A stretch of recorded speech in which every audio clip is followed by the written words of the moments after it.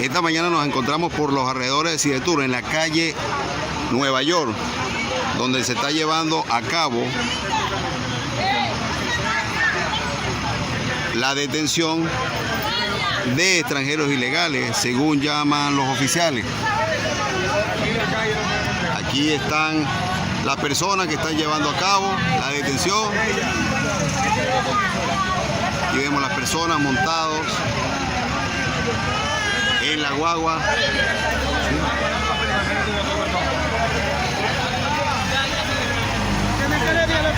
Está bien, prensa. Buen día, buen día. No me grabe, por favor. No me importa, no me grabe. Yo estoy en mi derecho. Yo estoy en mi derecho. Yo soy prensa, bro. Sí.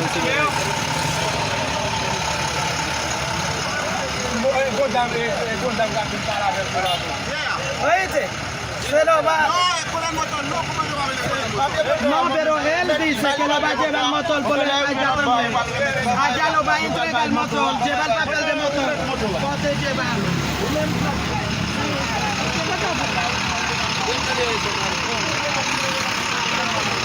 A esta hora de la mañana vemos cómo se está llevando a cabo estas detenciones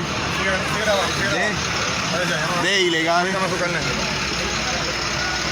José Francisco de venta, dice. Este es noticia y venta. Corrección de prensa. Prensa, exacto. Okay. Cualquier información, trabajo con Telemicro también. Está bien, siga laborando. Pueden llamar al presidente de Telemicro. Ahí se lo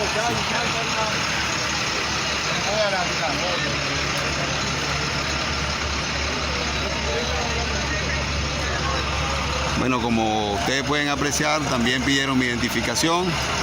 Los señores, los cuales se les dio. Aquí están las personas familiares de las personas que están siendo llevadas. Vemos niños también. Es un proceso bastante duro, los cuales tienen que pasar. Vemos aquí está llegando otra guagua con cargamentos también de personas, las cuales también van bajo detención.